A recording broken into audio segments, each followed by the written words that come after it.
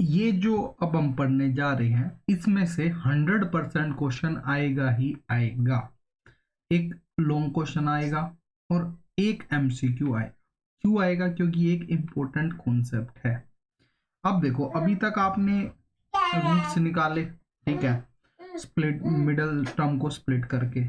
एक बंदा आया, उसने बोला भाई ये ना कुछ करने की जरूरत नहीं है, एक्स की जो वैल्यू है अगर तुम्हें वो निकालनी है ना कि एक्स की कौन कौन सी वैल्यू हो सकती है जिसपे जो स्टेटमेंट है वो ट्रू आ जाए या जीरो आ जाए, तो उसके लिए उसने बोला x is equal to minus b plus minus root b square minus 4ac upon 2a।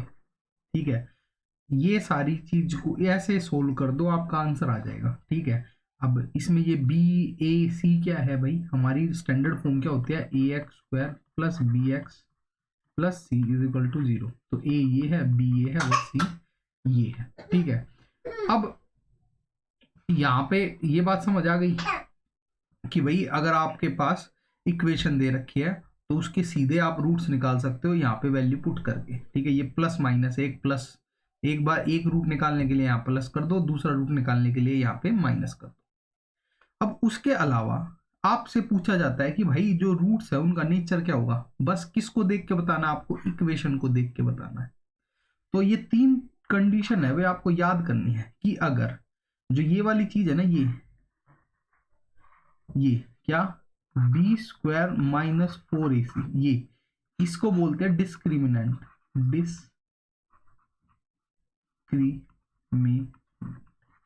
ठीक है, इसी से पता लगता है जो नेचर ऑफ रूट है वो क्या होगा। If b square minus 4ac is greater than 0, तो 2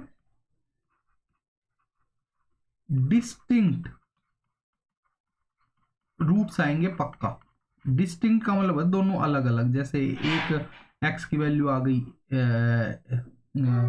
m और दूसरे की x की वैल्यू आ गई n, तो ये दो क्या है, वो रूट्स है। ठीक है, फिर बोलता है अगर b square minus 4ac is equal to 0 है तो 2 इक्वल रूट्स आएंगे। ठीक है, वो x की वैल्यू अगर m आई है तो दूसरी वैल्यू भी x की क्या आएगी, m आएगी। ठीक है, और तीसरी कंडीशन क्या बोलता है, अगर b square minus 4ac less than 0 है तो नो रियल, कोई रूट नहीं आएगा। ये कंडीशन है जो आपको याद रखनी है।